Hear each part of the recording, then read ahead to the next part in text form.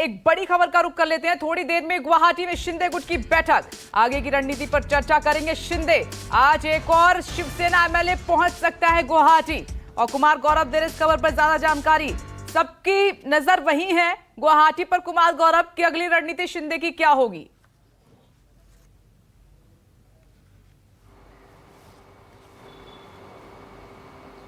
देखिए, बिल्कुल supreme court में जो भी बातचीत होती है, सुप्रीम कोर्ट जो भी कहता है उसी के आधार पे, उसी बात पे अगली बैठक में चर्चा होगी और उसी हिसाब से उसका समय भी मुकर्रर किया जाएगा।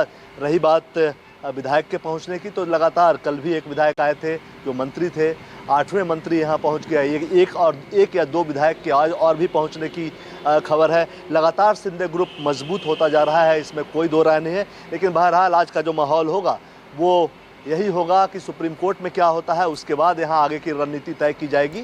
जी, आप नजर बना के रखिएगा। मैं आती हूँ एक बार फिर से वरिष्ठ पत्रकार का मैं रुख कर लेती हूँ।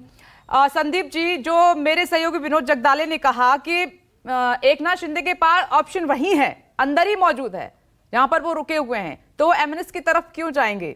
उनके पास ऑलरेडी है एक ऑप्शन। देखिए, निश्चित तौर पे विनोद सही कह रहे हैं कि ऑप्शन है, वो भी एक पार्टी है, आखिरकार उनको किसी न किसी पार्टी में मिलना होगा। मेरा तर्क और मेरी जानकारी सिर्फ इतनी है कि तमाम विधायक ठाकरे शब्द को नहीं छोड़ना चाहेंगे और ना ही छोड़ना चाहेंगे किसी तरह से ठाकरे की लेगेसी को और हिंदुत्व के प्लैंक को। 3 महीने पहले से राज ठाकरे ने हिंदुत्व का प्लैंक लेना शुरू किया, मस्जिदों पर लाउड स्पीकर की बात उठाई, हनुमान चालीसा की बात उठाई, तो पहले से अपना कद बढ़ा रहे। तो क्या ये हिंदुत्व का मेलजोल बनाने की प्री स्क्रिप्टेड लिखी गई है? क्योंकि अचानक सब कुछ नहीं होता। और शिंदे ने मुलाकात की है, बातचीत की, ये भी कंफर्म खबर है। तो क्या उस तरफ जा रहे हैं? जहां तक प्रहार का सवाल है, बच्चू कडू वहीं मौजूद है, वो एक छोटी सी पार्टी के नेता हैं, जाहिर तौर पर वहां से तो कभी भी वो निर्णय कर सकते हैं। मेरी जो जानकारी और मेरी जो संभावना, ये राजनीतिक समझ है कि ठाकरे, ये जो शिंदे गुट है, चाहेगा कि ठाकरे परिवार का नाम और लेगेसी उन्हें जरूर मिले, और हिंदुत्व का प्लैंक जिस पर वो लगातार बात कर रहे हैं, क्योंकि आखिरकार कह तो यही रहे हैं कि हिंदुत्व के साथ जाना है। तो हिंदुत्व के साथ जाने के लिए प्रहार इतना अच्छा नहीं है जितना राज ठाकरे की पार्टी। बाकी राजनीतिक संभावना है, संभावनाओं का खेल है। अगले 48 घंटे में खेल क्लियर हो जाएगा। 48 घंटे में ये खेल क्लियर हो जाएगा। एडवोकेट अश्वनी दुबे जी का एक बार फिर से मैं रुक करना चाहूंगी। अश्वनी जी, ये जो कानूनी पेंच इसमें पूरे सिनेरियो में आपको नजर आ रहे हैं वो क्या क्या हैं, और क्या सुप्रीम कोर्ट उनको दूर कर देगा जल्दी? क्योंकि एकनाथ शिंदे भी नहीं फंसना चाहते थे किसी भी लड़ाई में कि वो आगे बढ़े, डेप्यूटी स्पीकर को रोड़ा खड़ा कर दें और उनका पूरा प्लान फेल हो जाए। देखिए, बिल्कुल आज की जो, अगर हम एकनाथ शिंदे की पिटीशन की प्रेयर दें तो पहली प्रेयर ये है कि जो डिस्क्वालिफिकेशन रूल 6 जो एमएलए डिफेक्शन रूल्स है, उसके मुताबिक जो ग्राउंड्स लिए गए हैं वो ग्राउंड्स मीट आउट नहीं होते हैं। दूसरा, स्पीकर की अथॉरिटी खुद अंडर चैलेंज है। Speaker deputy speaker in the absence of the speaker पूरी वो पावर्स, प्रिविलेजेस इंजॉय करता है और खासतौर से सदन के अंदर उसी तरह से एक्ट करता है जैसे स्पीकर एक्ट करता है। माने हम ऐसा नहीं कह सकते हैं कि डेप्यूटी स्पीकर को पावर नहीं है in the absence of full time speaker disqualification petition decide करें। स्पीकर की पावर्स को सुप्रीम कोर्ट ने भी कहा। आप याद करिए, महाविकास आघाड़ी की 2019 की पिटीशन में जस्टिस एनवी रमन्ना की बेंच ने साफ तौर पर कहा कि हम हाउस का सम्मान करते हैं, एट द सेम टाइम हम चाहते हैं कि हाउस के जो एक्शन हो वो ट्रांसपेरेंट हो, वो लीगली करेक्ट हो और वो किसी भी प्रकार से पॉलिटिकली मोटिवेटेड नहीं लगे और अर्लीस्ट पॉसिबल वे में लिए जाएं।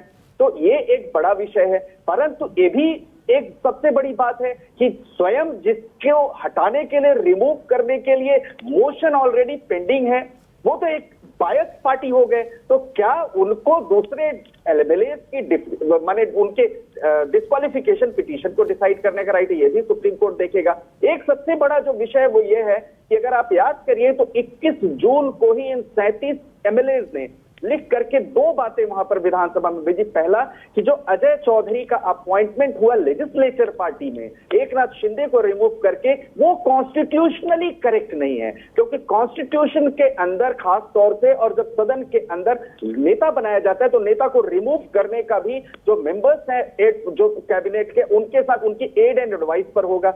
अब aid and advice majority decide करेगी, मेजॉरिटी एकनाथ शिंदे के साथ है, तो ऐसी परिस्थिति में उनको हटा देना तो ये भी एक इशू है।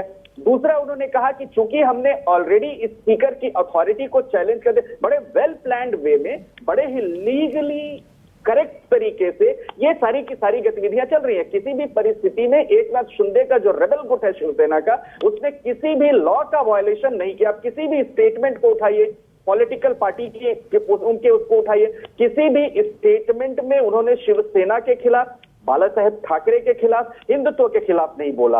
तो एक की सबसे बड़ी जो बात है वो ये है कि वो शिवसेना की आइडियोलॉजी को मानते हैं। और 2020 में सुप्रीम कोर्ट ने स्वयं कहा कि एमएलए को ये पूरा अधिकार है कि अगर वो जो वहां पर सदन के अंदर जो विचारधारा, उस विचारधारा से मेल नहीं करते तो अपना वो स्प्लिट ग्रुप फॉर्म कर सकते हैं, ऐसा नहीं है। लेकिन वो स्प्लिट ग्रुप जब तक वो विद इन द पार्टी है, इंटर से डिस्प्यूट है, आंतरिक मामला है, तब तक ये बाहरी तरीके से डिसाइड नहीं होगा। तो ये कुल मिलाकर के एक है। अब सबसे बड़ा जो सवाल आएगा कि कौन लीड करेगा। ओके, देखिए, अगर मान लीजिए सदन के अंदर ये 37 एमएलए साबित कर देते हैं कि वही असली शिवसेना है, तो उस परिस्थिति में उनको शिवसेना नहीं मिलेगी, क्योंकि शिवसेना का सिंबल इलेक्शन सिंबल्स रूल के मुताबिक मिलेगा। इलेक्शन कमीशन डिसाइड करेगा तालुका शाखा स्तर पर।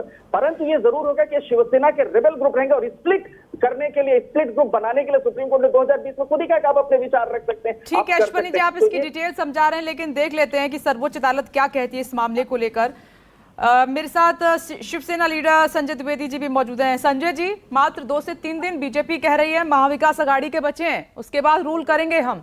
3 दिन ही बैठेंगे अब विपक्ष में हम ज्यादा से ज्यादा। देखिए मैडम, बीजेपी कह रही मेरा जो ये जिंदगी अलग हुआ तो कोई मेरा मतलब नहीं और ना इससे मेरा कोई देना देना है। दूसरी तरफ बीजेपी के नेता कह रहे हैं कि 2-3 दिन में सरकार गिर जाएगी।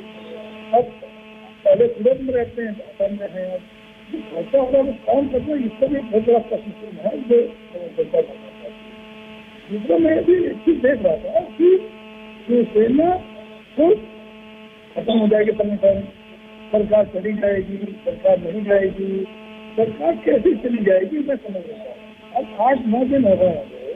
अच्छा, 9 दिन में क्या उनके पास माना कि 35 बाइक तो सुप्रीम कोर्ट पर आने चाहिए थी कि नहीं आने चाहिए था।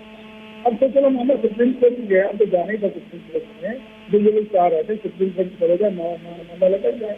अगर इनके पास पहले दूसरे दिन 35-50 विधायक थे तो इनको आगे मुंबई में आते अपना फ्लोर पे बात करनी चाहिए, जितनी जगह से मिलना चाहिए, मेजॉरिटी भी करते और अपना ग्रुप अलग कर लेते, कुछ जो करना होता है। देखिए, ये आज महाराष्ट्र में उत्तर प्रदेश में जिसके पास जो मिलाटी है तो अगर होगी तो निश्चित आप जान लीजिए कि वो सरकार बनेगी। जिसके पास नहीं होगी, मैं कह रहा हूँ कि हमारी सरकार नहीं गिरेगी। मैं अपने किसी विश्वास में कह रहा हूँ कि नहीं गिरेगी, क्या मेरा संगठन नहीं टूटेगा, विश्वास है हमको। तो अगर इनके अंदर विश्वास है। नॉइज बहुत है सर, मैं संजय जी नॉइज कुछ हमिंग हो रही है, मैं लेकिन जवाब ले लेती हूँ। महेश वर्मा जी, बहुत कम वक्त है, जल्दी से। जब प्री स्क्रिप्टेड सब कुछ है तो फिर ये 2 से 3 दिन ये वक्त क्यों गिनाया जा रहा है?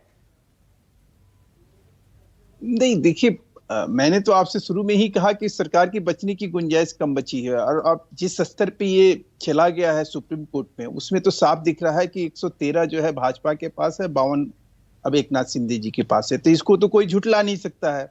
अब इसको कोई झुटलाएगा तो फिर उसको भगवान सद्बुद्धि दे। दूसरी बात, एक मैं और आपको स्पष्ट कर दूं विघ्नेश जी, मैंने पहले भी कहा था कि इस राजनीतिक घटनाक्रम से इस देश में राजनीति की एक नई दशा और दिशा तय होगी और वो है कि वंशवाद और परिवारवाद के ऊपर जो राजनीति हो रही है और उसके चंगुल से बाहर आने के लिए जो लोग आतुर हैं, निश्चित रूप से उसको ये बल मिलेगा, निश्चित रूप से इससे ताकत मिलेगी। और मैं समझता हूं कि आने वाले समय में इस तरह का आपको सिनारियो कांग्रेस में भी देखने को मिले। इस तरह की राजनीति करने वाले परिवार को अब इस देश में गुंजाइश बची नहीं है कि वो इसके नाम पर कि बाला साहब जी ने जो चीज कही, अब वो उद्धव ठाकरे वो जैसे भी हो वो खुद से कहते हैं कि हम निगम पार्षद के लायक नहीं है, हम मुख्यमंत्री मुझे बना दिया। उस एहसान तले महेश जी देख लेते हैं, क्योंकि अब सुप्रीम कोर्ट क्या कहता है, सबकी नजर वहां है और सुप्रीम कोर्ट के फैसले पर ही मामला आगे बढ़ेगा। नमस्कार, मैं हूं मानक गुप्ता। अगर आपको हमारा ये वीडियो पसंद आया हो तो इसे लाइक और शेयर जरूर करें और हाँ, हमें सब्सक्राइब और फॉलो करना ना भूलें ताकि आप देश और दुनिया की कोई खबर मिस ना करें। तो जुड़े रहिए हमारे साथ और देखते रहिए न्यूज़ 24।